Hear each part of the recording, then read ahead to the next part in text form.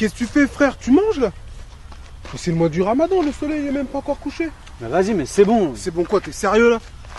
Je vais pas à la mosquée, je fais pas la prière, je lis pas le Coran, je vais pas faire le Ramadan, faire l'hypocrite. Mais justement non, frère, c'est le moment de te rattraper. Tu sais bien qu'Allah fait miséricorde à ceux qui jeûnent le mois du Ramadan. C'est ce que le prophète Mohammed, paix soit sur lui, nous a enseigné, frère. Mais qu'est-ce qu'elle va penser, ta mère? Ma mère, ça m'empêche pas de l'aimer, de la respecter, ma mère. De la respecter? En lui mettant l'archouma comme ça? Franchement, ami, t'as changé hein, depuis que tu fréquentes ton pote le chrétien, là, engagé, là. Méfie-toi que c'est pas Chétan qui te l'envoie pour te détourner de la vérité. Méfie-toi, Amine, méfie-toi. Mais arrête, Youssouf, il est clean, ce gars-là. Il a jamais dit de mal sur personne. Tiens, c'est pas ton pote chrétien là-bas qui arrive?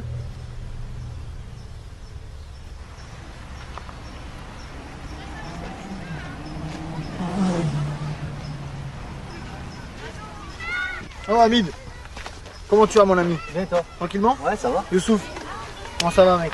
Ça va, ça va. Pas trop dur le jeûne? Alhamdoulilah, ça va. Ça va? Et ta maman, là comment ça va ses jambes? Ça va mieux?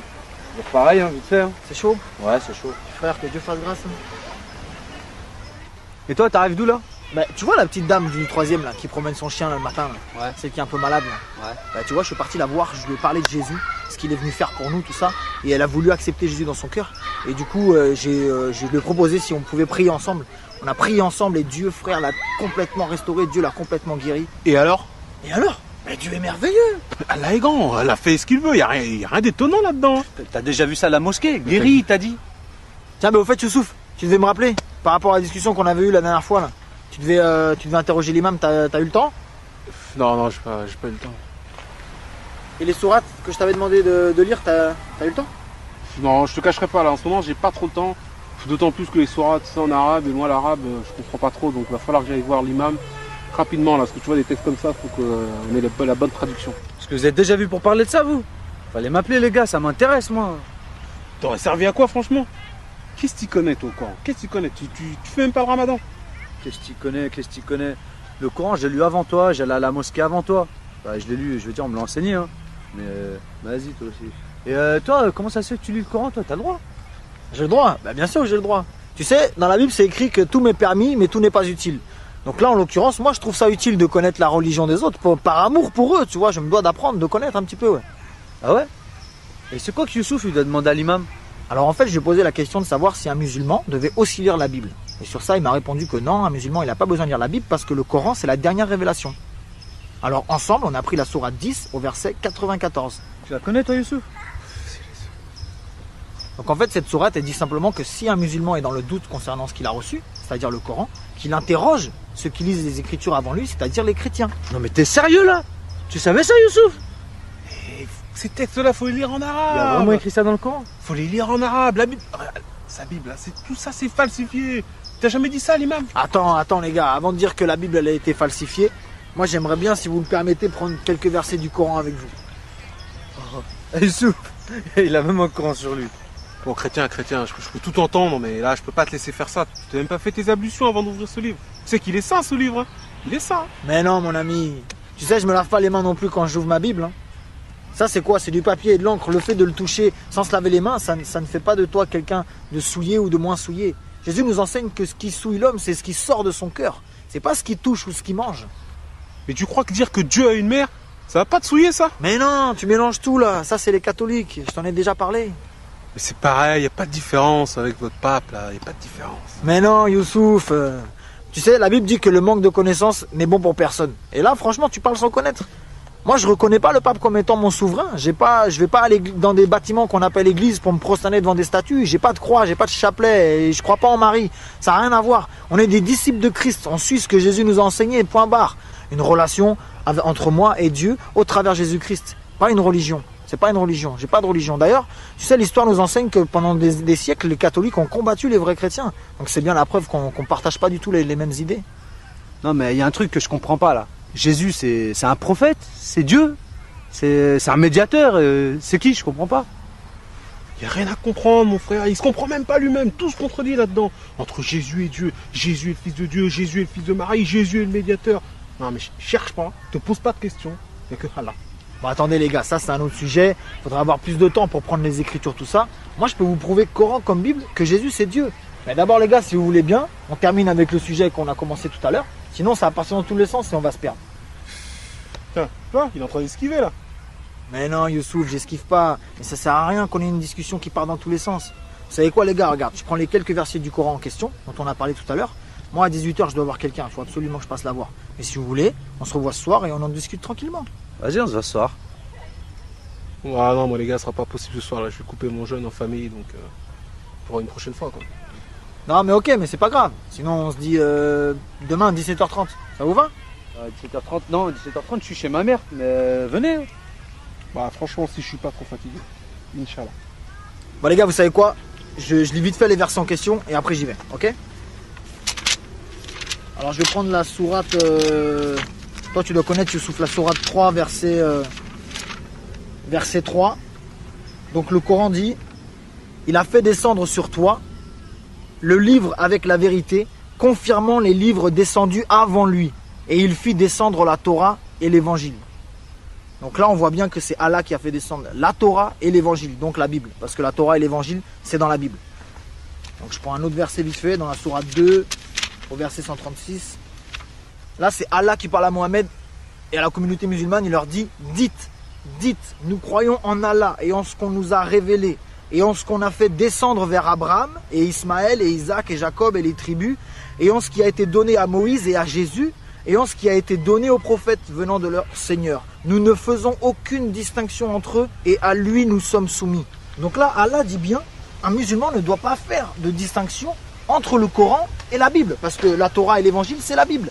Donc là c'est un ordre qu'Allah donne à la communauté musulmane en leur disant de ne pas faire de différence entre ces livres-là. Donc quand Youssouf, tu me dis que non, en fait finalement je préfère prendre le dernier livre qui est le Coran, c'est comme si tu faisais une préférence entre le Coran et les autres, alors qu'Allah dit ne faites aucune distinction entre eux.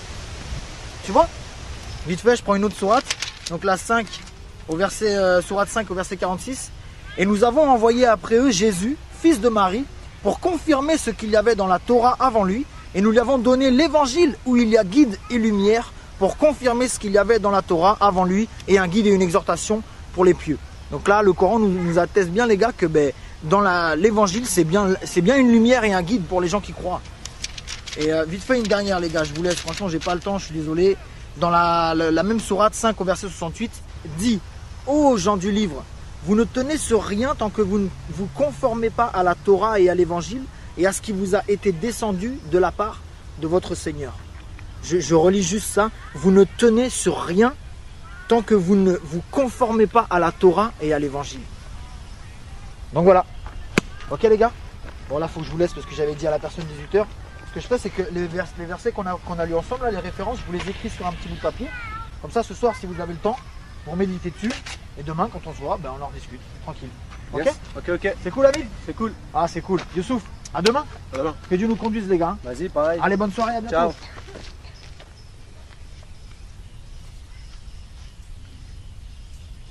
Arrête, tu l'écoutes trop, Amine, toi.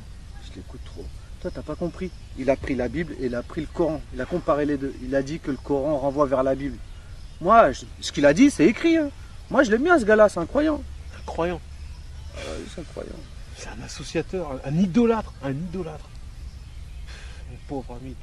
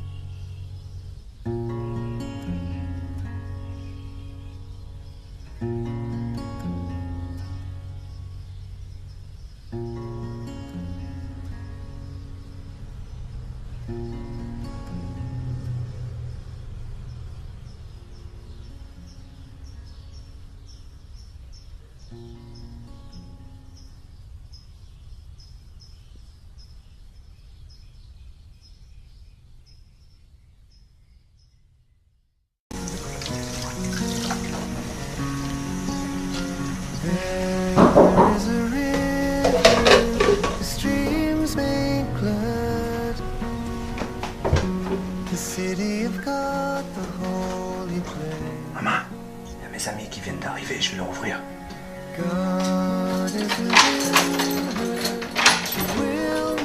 Oh. Comment tu vas, Amine? Ça va bien et toi? La forme? Ouais, vas-y, rentre. Merci.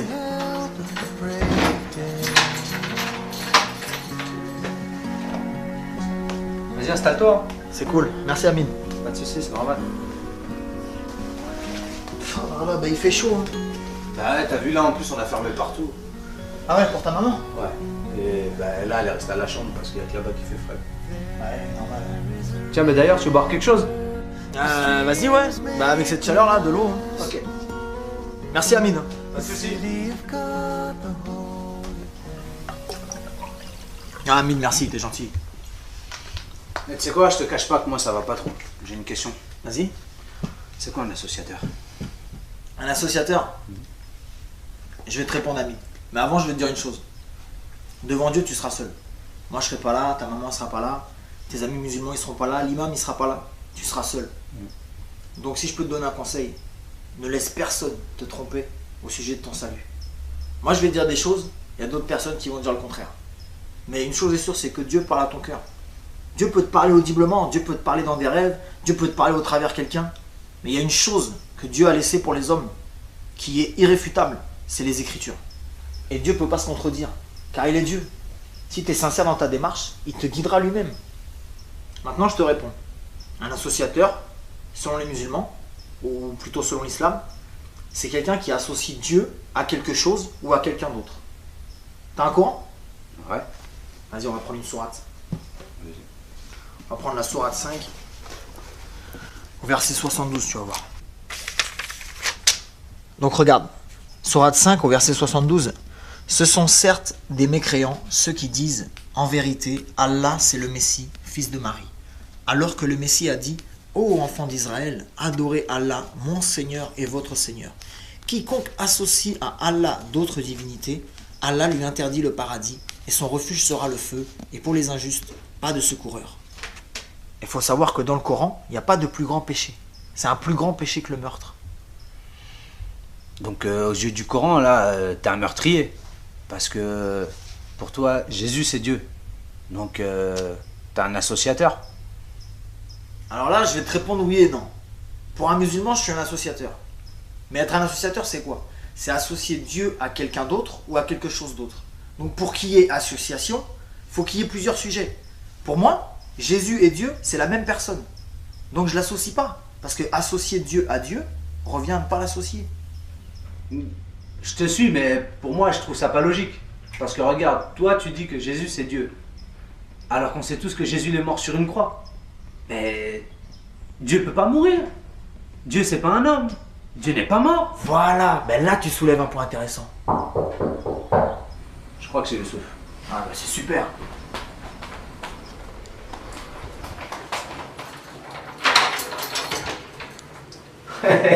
Oh, ça va? Ça va? Salam alaikum. Alaykoum salam. Ça me fait plaisir que tu sois venu. Ça a été hier? Ah, ça a été.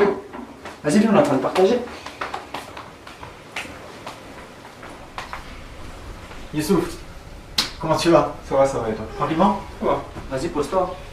Et on disait quoi, nous, d'ailleurs? Ouais, je disais que tu as soulevé des points intéressants. En fait, c'est qui t'a dit que Jésus il était mort sur une croix? Bon, je sais pas, tout le monde dit ça. C'est reparti.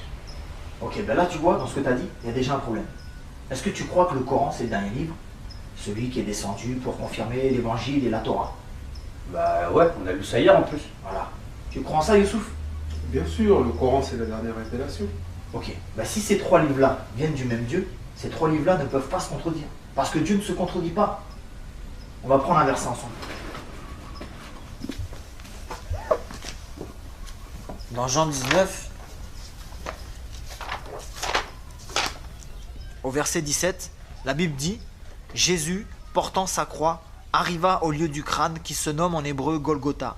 C'est là qu'il fut crucifié et deux autres avec lui, un de chaque côté et Jésus au milieu. » Vous croyez en ça, les gars? C'est écrit.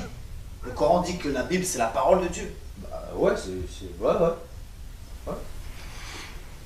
Ok, on va prendre le Coran maintenant. La sourate 4, au verset 157. « Et à cause de leurs paroles, nous avons vraiment tué le Christ, Jésus, fils de Marie, le messager d'Allah. Or, ils ne l'ont ni tué ni crucifié, mais ce n'était qu'un faux semblant. Et ceux qui ont discuté sur son sujet sont vraiment dans l'incertitude.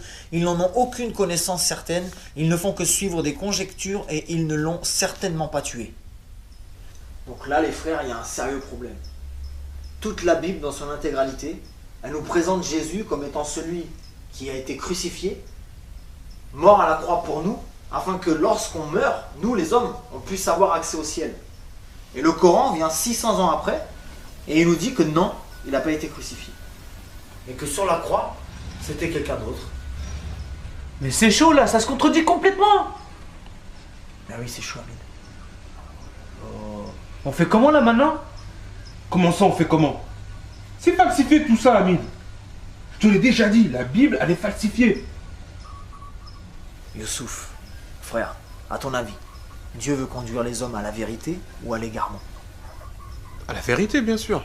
Mais alors pourquoi il nous demanderait d'aller lire un livre si celui-ci a été falsifié? Ça n'a pas de sens. S'il est Dieu, il savait à l'avance que les Écritures allaient être modifiées. Si ça serait le cas, il t'aurait recommandé de jamais ouvrir la Bible parce qu'elle est fausse. Mais là, bizarrement, il dit aux musulmans d'aller lire la Bible. Donc selon toi, Dieu veut volontairement égarer les gens. On a lu les sourates hier où Allah disait d'aller lire la Bible. C'est pas possible. Youssouf, c'est simple, dis-moi. T'as déjà eu des fausses chaussures requins du marché au bled là? Bah, bien sûr, quand j'étais plus jeune. C'est quoi le rapport? À ton avis, tu penses que les vraies chaussures sont sorties avant les fausses ou après les fausses? Bah, avant, c'est évident. La falsification, ça vient après l'original. Bon ben voilà. Comment on peut dire que la Bible soit la falsification alors que ces derniers textes datent de 600 ans avant le Coran? Franchement, c'est chaud. Hein. Tout ce que tu nous dis depuis tout à l'heure, c'est vraiment chaud. Mais par contre, il y a un truc que moi je comprends pas parce que tu nous dis que en fait l'homme il a accès au ciel parce que Jésus a été crucifié. Et le rapport c'est quoi?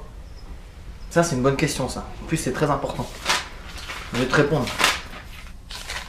Dans Jean 3, au verset 16, « Car Dieu a tant aimé le monde qu'il a donné son Fils unique afin que quiconque croit en lui ne périsse point, mais qu'il ait la vie éternelle. » Non. Arrête-toi. Le Coran est clair là-dessus. Dieu n'a pas de fils. Attends Youssouf, je sais pourquoi ça te choque, mais t'as pas compris. Quand la Bible emploie le mot fils, ça ne veut pas dire que Dieu est descendu vers une femme pour avoir des relations intimes avec elle, en l'occurrence Marie. Mais Dieu lui-même a fait habiter son esprit dans Marie pour qu'au travers elle, il puisse naître comme un homme, semblable à tout autre homme, mais né de l'esprit de Dieu. Voilà pourquoi on dit Jésus est le Fils de Dieu, parce que Dieu l'a engendré de son esprit, non pas par un acte physique. C'est pour ça que Jésus c'est le seul homme ou le seul prophète qui n'a pas de père biologique. Attends, tu t'égares. Adam aussi n'avait pas de père. Le Coran nous enseigne que le miracle de Jésus, c'est le même que celui d'Adam. Ben oui, mais c'est vrai ça. Allah fait ce qu'il veut. Mais ça servira à quoi Dieu de descendre comme ça? Ok. Youssouf, comment Dieu a créé Adam?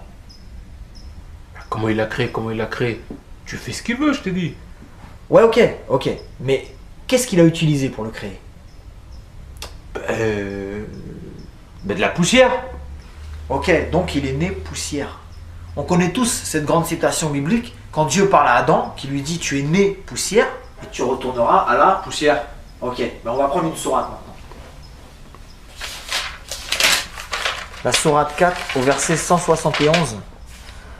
Ô gens du livre, chrétiens, n'exagérez pas dans votre religion et ne dites d'Allah que la vérité. Le Messie, Jésus, fils de Marie, n'est qu'un messager d'Allah. Sa parole qu'il envoya à Marie est un souffle de vie venant de lui. Donc là les gars, le Coran atteste bien que Jésus est né de la parole de Dieu et qu'il est né du souffle de Dieu. Et ce mot-là, souffle, en hébreu et en arabe, c'est le même mot qui désigne le mot esprit. Donc on voit que Jésus est né de l'esprit de Dieu. Donc si on reprend pour Adam, tu es né poussière et tu retournes à la Poussière. Mais pour Jésus, tu es né esprit de Dieu et tu retournes. Esprit de Dieu. Voilà, Jésus c'est l'esprit de Dieu dans un corps humain. Donc c'est Dieu lui-même incarné. Voilà pourquoi Jésus c'est le seul homme de toute l'humanité qui n'a jamais péché, attesté par le Coran et attesté par la Bible. Parce que Dieu ne pêche pas, c'est contre sa nature. Mohamed aussi, il pêche pas. Il n'a jamais péché. T'es sûr, Youssouf? Renseigne-toi bien sur sa vie dans les hadiths. Et tiens, on va prendre un verset ensemble. C'est la sourate 40 au verset 55. Donc c'est Allah qui parle à Mohamed. Endure donc, car la promesse d'Allah est vérité. Implore le pardon pour ton péché et célèbre la gloire et la louange de ton Seigneur soir et matin. Donc si Allah demande à Mohamed d'implorer le pardon de son péché, c'est parce qu'il avait péché. Et Hamid, tout à l'heure tu avais une question. Ouais, en fait, ma question c'est pourquoi Dieu il a envoyé Jésus ou pourquoi Jésus s'est envoyé lui-même. Hamid, tu vois bien que ça tient pas debout son histoire. Dieu se serait envoyé lui-même. Ça n'a pas de sens, Hamid. Oh. Ben frère, attends. Est-ce que tu sais que dans le Coran il nous est dit qu'au jour du jugement, tes membres, c'est-à-dire ton corps, vont témoigner contre toi? Bah ça je sais, oui, je sais. Et alors? Ben tes membres ou ton corps, c'est bien toi, non? Bah oui. Ben alors pourquoi tu t'étonnes de la nature de Jésus? Ben attends, je comprends pas trop par rapport au jugement du corps, tout ça là. Ce que je veux dire, c'est que si tes membres ou ton corps, c'est toi, et que tu reconnais qu'au jour du jugement, ils témoigneront contre toi-même, c'est bien la preuve que tu as au moins deux natures, mais que malgré ces deux natures, tu restes un être unique, à part entière. Et ça, tu peux le retrouver dans la sourate 24 au verset 24. J'irai voir. Je prends cet exemple pour expliquer une chose, c'est que Jésus était 100% homme, avec toutes les faiblesses qu'un homme peut avoir. La faim, la soif, la fatigue, etc. Mais il était aussi 100% Dieu, avec tous ses attributs, saint, juste, parfait, miséricordieux. Toi, en tant qu'homme, tu es déjà composé de trois aspects, l'esprit, l'âme et le corps. Dieu nous a créés à son image selon sa ressemblance. Donc, Dieu a un esprit, Dieu a une âme, et Dieu est venu dans un corps. Et ces trois aspects de sa personne forment un Dieu unique. Comme toi, tu es un être unique, malgré ces trois natures. Cette expression-là, Père, Fils et Saint-Esprit, on ne parle pas de trois dieux distincts, mais simplement de trois aspects d'un seul et unique même Dieu. On va revenir à ta question, là, Hamid. Ouais, s'il te plaît, ouais. Youssouf, on parlait d'Adam tout à l'heure. Est-ce que tu sais comment Dieu a dû s'y prendre pour pardonner les péchés d'Adam quand il a désobéi? Bah oui, Dieu est miséricordieux. Il pardonne. Oui, il pardonne. Mais comment il a dû s'y prendre? Je comprends pas ta question. Ok. Par exemple, imagine que tu me voles 500 euros. Quelques jours plus tard, tu regrettes et tu reviens vers moi pour me demander pardon. Ok, moi je te pardonne. Mais si tu es sincère dans ton pardon, et pour rétablir la justice, ces 500 euros-là, tu vas me les rendre. Bien sûr, sinon ça sert à rien que je te demande pardon. Voilà. Pour Adam, comment ça s'est passé? Quand ils ont péché avec Ève, Dieu leur a dit que s'ils mangeaient le fruit, ils allaient mourir. Mais est-ce qu'ils sont morts suite à ça? Non. Non, ils ont demandé pardon. Ok, et leur dette? Leur dette, quelle dette? Dieu leur a dit vous mourrez, mais ils sont pas morts. Donc ils ont une dette. Et cette dette-là, c'est leur vie. Donc pour Dieu, il lui fallait une vie en retour. La Bible, elle nous enseigne qu'Adam et Ève, quand ils ont péché, ils se sont confectionnés des vêtements en feuilles de vigne pour cacher leur nudité. Mais Dieu, il n'a pas agréé ça, et à la place, il les a revêtus d'une peau d'animal. Donc pour ça, Dieu a forcément pris la vie d'un animal. Et c'est la vie de cet animal qui a servi de dette pour la vie d'Adam et Ève. La Bible, elle nous enseigne que sans effusion de sang, il n'y a pas de pardon des péchés. Et le salaire du péché, c'est la mort. Et on a tous péché, les gars. Tous depuis Adam. Mais maintenant, pour que Dieu vous pardonne, quel sang a coulé pour vous, mes frères? Depuis le commencement, tous les prophètes et les hommes de Dieu, ils allaient sur des montagnes pour offrir des animaux à Dieu. Et c'est le sang de ces bêtes-là qui couvrait le péché du peuple et de celui qui offrait. Mais tout ça, c'était dans l'attente de l'agneau de Dieu lui-même, le Messie, le seul qui avait un sang assez pur pour racheter les péchés de l'humanité tout entière, présente, passée et future. Et voilà ta réponse, mon frère Hamid. Dieu, par amour pour nous, et seulement par amour, s'est revêtu d'une chair humaine afin de s'offrir lui-même en sacrifice parfait, le seul sacrifice qui plut à Dieu, au point où sa colère, elle demeure plus sur ceux qui croient en cette bonne nouvelle. Et la Bible dit que celui qui a le Fils a la vie, mais celui qui n'a pas le Fils n'a pas la vie, et la colère de Dieu demeure sur lui. Comprenez les frères qu'avec tous les péchés qu'on a commis, le simple fait de dire pardon, ça suffit pas. Dieu dans sa justice, il doit faire retomber son châtiment sur nous. Mais la Bible dit que ce châtiment-là, Il l'a fait retomber sur Jésus, autrement dit sur lui-même, dans un corps qui ressent toutes les douleurs et toutes les souffrances. Jésus a souffert pour nous les frères, et il est mort à notre place. Et tout ça parce qu'il nous aime. Dieu nous aime. Et t'as des versets de tout ce que tu dis là? Mais bien sûr, regarde, on va prendre Romains 5 là. Tu peux lire Amine? Ouais. Regarde au verset 8. Mais Dieu prouve son amour envers nous, en ce que, lorsque nous étions encore des pécheurs, Christ est mort pour nous. Oh, c'est mon alarme.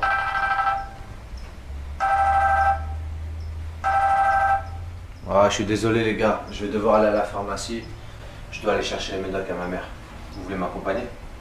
Ah oui? Bah vas-y, on y va, bien sûr. Ouais, c'est cool. Ça va pas être possible pour moi, mais... Bon, on était bien là pourtant.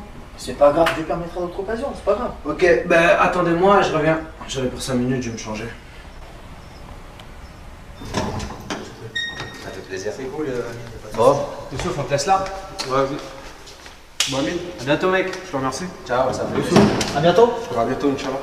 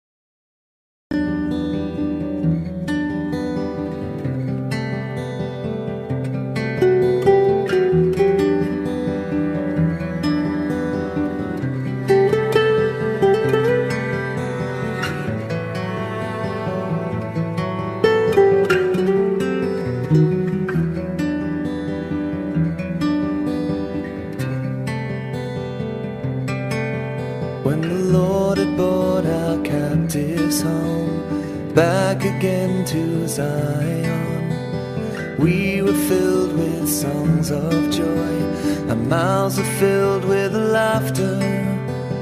We were like men who dreamed.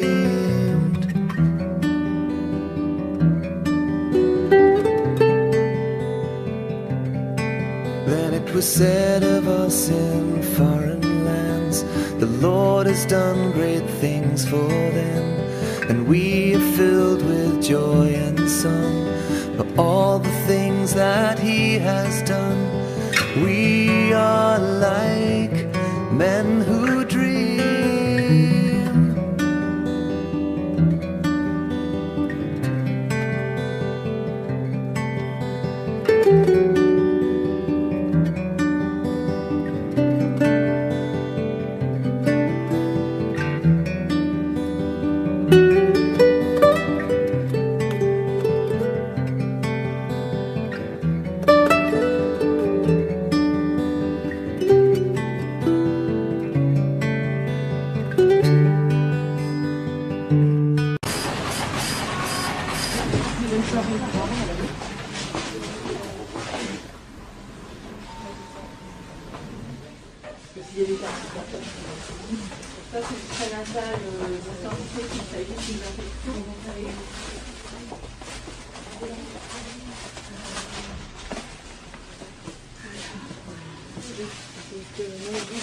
Tiens, voilà Annie. Tu passeras le bonjour à ta mère. Allez, bonne soirée.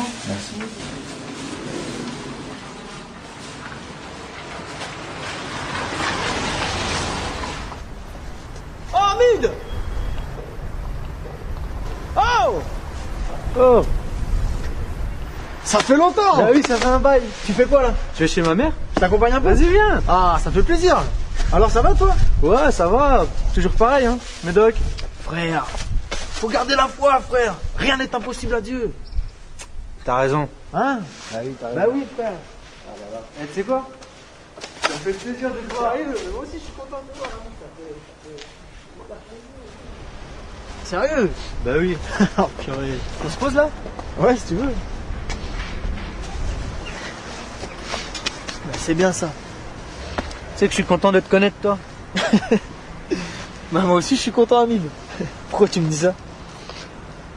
Pourquoi? Ouais. C'est un peu compliqué, tu vois. Je t'ai jamais parlé de ça, mais quand j'avais 17 ans, mon père il est décédé et j'avais pris la décision de me mettre à fond dans l'islam. En fait, c'est le seul moyen que j'ai trouvé pour pouvoir honorer sa mémoire, tu vois. Et donc j'ai mis un terme à certaines relations, j'ai arrêté toutes mes bêtises, j'ai arrêté de boire, de fumer, tout le tralala, tu connais. Et franchement, j'ai passé 5 bonnes années dans l'islam. Je faisais mes prières, je faisais mes jeûnes, j'allais à la mosquée. On m'enseignait le Coran, j'étais motivé. J'ai arrêté mes mauvaises fréquentations, mes potes ils me disaient que c'était bien, ils ont compris. Maintenant tout ça, je te dis vrai. Si je suis sincère avec moi-même, je peux pas dire que je sais qu'il est Dieu. Je le connais pas. Je peux pas te dire que je sais qu'il est.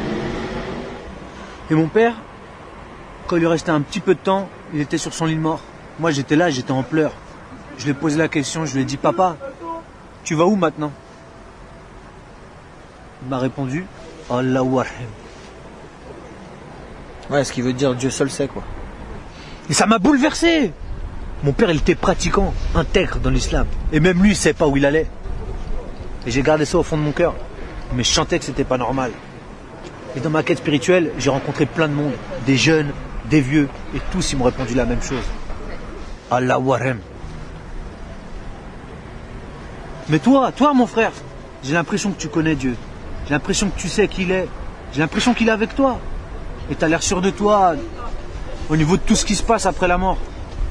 Ça me fait bizarre, tu sais. Mais je sais pas. Tu dis que Dieu c'est ton père. Tu dis que c'est un Dieu d'amour. Et ce Dieu d'amour, moi je l'ai pas trouvé dans le Coran. Et c'est pas non plus comme ça qu'on me l'a enseigné. Ah, frère. Tu te souviens du verset qu'on a pris chez ta maman la dernière fois? Ouais. C'est dans Romains. La Bible dit que Dieu, il a prouvé son amour envers nous. Parce que lorsque nous étions encore pécheurs, Christ est mort pour nous. Et la Bible nous enseigne que Dieu est amour. C'est-à-dire que l'amour, c'est Dieu. Et le Dieu de la Bible, c'est le Dieu d'amour. Et Dieu nous l'a démontré. Dieu nous aime, frère. Dieu t'aime, Hamid. Et la manifestation de cet amour, c'est la personne même de Jésus-Christ. Voilà pourquoi celui qui ne reçoit pas Jésus rejette inévitablement l'amour de Dieu dans sa vie. Et tout ce qui va avec, y compris la vie éternelle. Jésus lui-même a dit, je suis la résurrection et la vie. Donc il est la vie éternelle. Maintenant, une chose est sûre, celui qui ne rejette pas cet amour, mais qui au contraire le reçoit, c'est-à-dire qui reçoit Jésus, sera inévitablement rejeté par les autres. Et moi-même, je suis passé par là, ça c'est inévitable. Ben ouais, mais moi c'est pareil, ça m'énerve ça.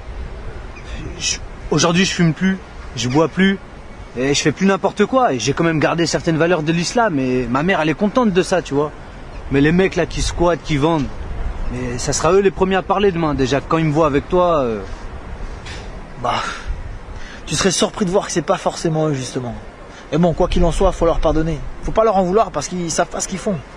Nous, le seul jugement qu'on doit craindre, c'est le jugement de Dieu. Eh frère, là je vais devoir te laisser là. Bah attends, t'es sérieux là? J'ai plein de questions moi. Hamid, faut que j'y aille, moi j'ai un temps de prière avec les frères là. Et viens avec moi si tu veux. On s'est rentré dans 2 heures pour les médocs à ma mère. Ben oui, on sera rentré, je te ramènerai, t'inquiète pas, allez viens. Vas-y.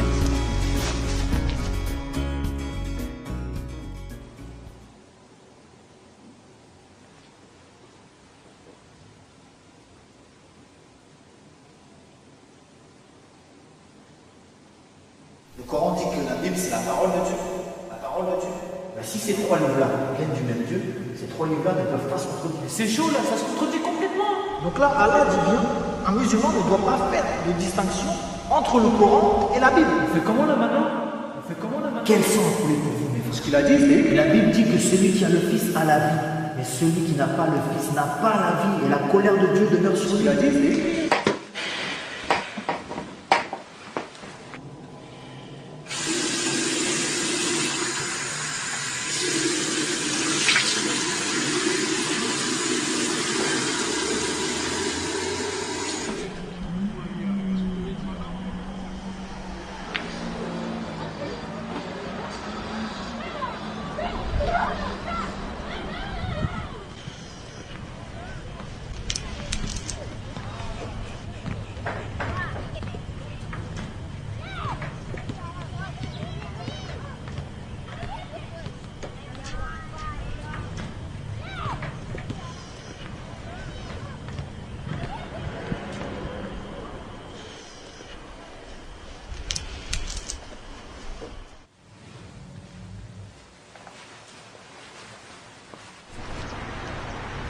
Je suis garé là, Hamid.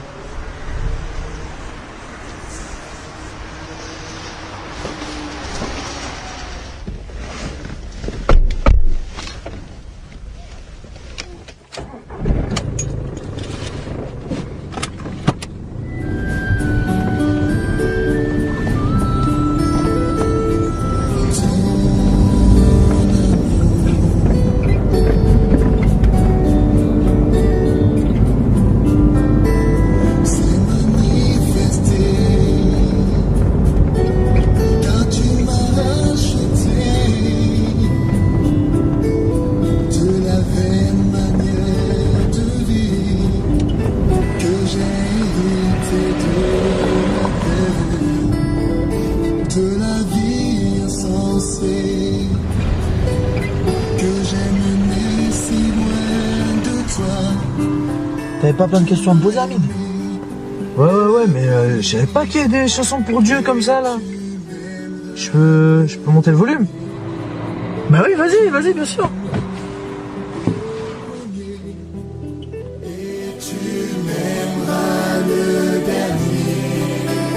Tu m'as aimé le premier et tu m'aimeras le dernier.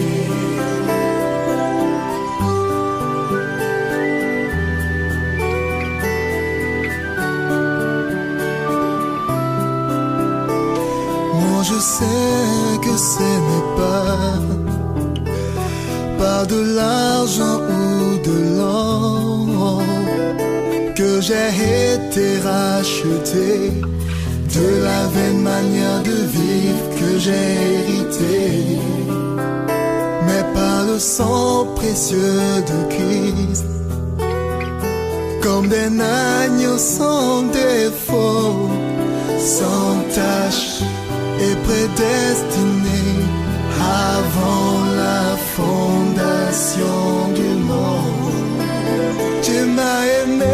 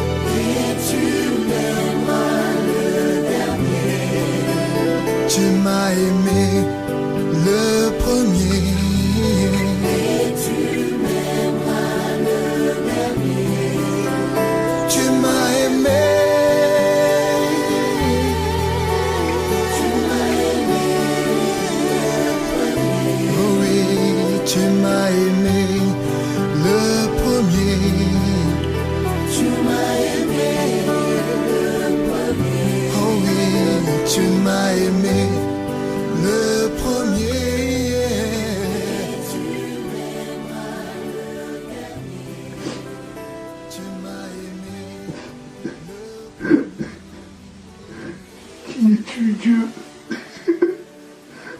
parle-moi.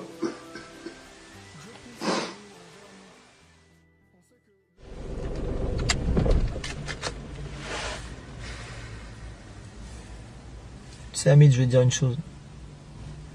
En vérité, c'est normal que tous nos frères musulmans à qui tu as posé la question de savoir où est-ce qu'ils allaient après la mort, t'ont tous répondu la même chose. Tu sais, il y a 114 sourates dans le Coran. Et il n'y a aucun verset qui atteste avec certitude qu'un musulman ira au paradis après sa mort. Il y a certes des versets qui vont te dire que si le poids de tes bonnes actions dépasse celui de tes mauvaises, tu iras au paradis. Mais tu vas voir que quelques versets plus loin, il nous est dit que dès sa naissance, l'homme est ingrat devant Allah. Donc en gros, un exemple, si moi je suis né blanc, j'ai beau faire toutes les séances de bronzage que je veux, je ne serai jamais un homme noir. Ouais, je comprends ton exemple. Bah là, c'est pareil. Si tu es né dans le péché, tu as la nature du péché en toi.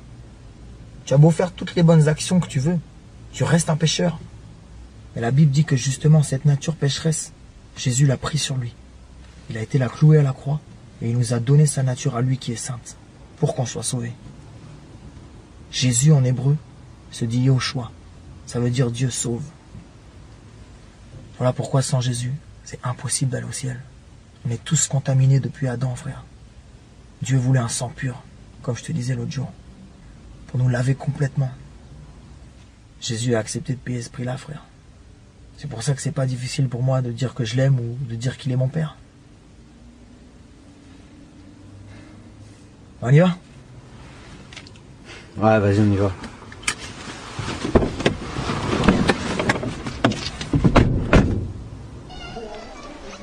Mais t'es sûr que c'est une bonne idée? Je me sens un peu bizarre là. Frère, t'inquiète pas, ça va aller. Tu sais quoi, Amine? Je sais que t'as pris conscience que Jésus a été crucifié il y a 2000 ans. C'est un fait, c'est une réalité. Mais la Bible dit que 3 jours après sa mort, il est ressuscité. Et c'est pas une légende, frère, c'est du concret. Il a vaincu le plus grand adversaire de l'homme, frère. La mort. C'est pas juste un simple prophète qui peut faire ça. Jésus, frère, il vit aujourd'hui. Et s'il vit, tu peux le rencontrer. Il y a beaucoup de nos frères musulmans qui ont vécu ça. Il y en a même qui ont eu la grâce de voir le Maître apparaître dans leur chambre, frère. Jésus est vivant, frère. Et moi, je suis persuadé qu'il veut que tu expérimentes son amour. On y va? Ouais. Allez. Attends. Et je dois faire quoi, moi? C'est quoi le programme? Le programme? C'est Dieu qui fait le programme ici, frère.